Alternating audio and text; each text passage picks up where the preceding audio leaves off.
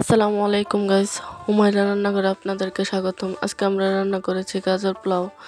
প্রথমে আমরা চুলাতে একটা প্যান দিয়ে দিয়েছি, তারপরে এখানে দিয়ে দিয়েছি কতগুলো গাজর কুচি। বন্ধুরা, আমার ভিডিওগুলো যদি আপনাদের ভালো লাগে তাহলে অবশ্যই লাইক করবেন, কমেন্ট করে জানাবেন ভিডিওগুলো কেমন হয়েছে এবং সাবস্ক্রাইব করবেন। তারপরে আমি এখানে কতগুলো মাংস সিদ্ধ করে নিয়েছিলাম।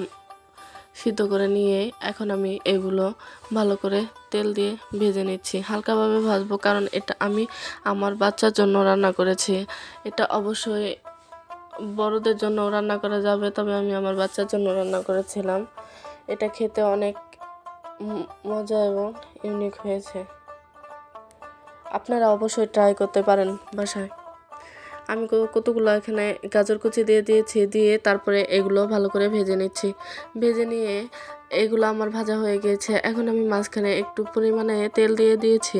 তেলটা দিয়ে এখানে দিয়ে দিয়েছি আমি রসুন বাটা, তারপরে দিয়ে দিলাম আদা বাটা, তারপরে দিয়ে দিয়েছি 1 টেবিল চামচ পেঁয়াজ বাটা। দিয়ে এগুলোকে একসাথে ভালো করে মিশিয়ে নিচ্ছি। নিয়ে এখানে দিয়ে দিয়েছি আমি গরম মশলার গুঁড়া। দিয়ে তারপরে এখানে আমি মাংসগুলো যে ভেজে উঠিয়ে নিয়েছিলাম এগুলো আমি দিয়ে দিচ্ছি।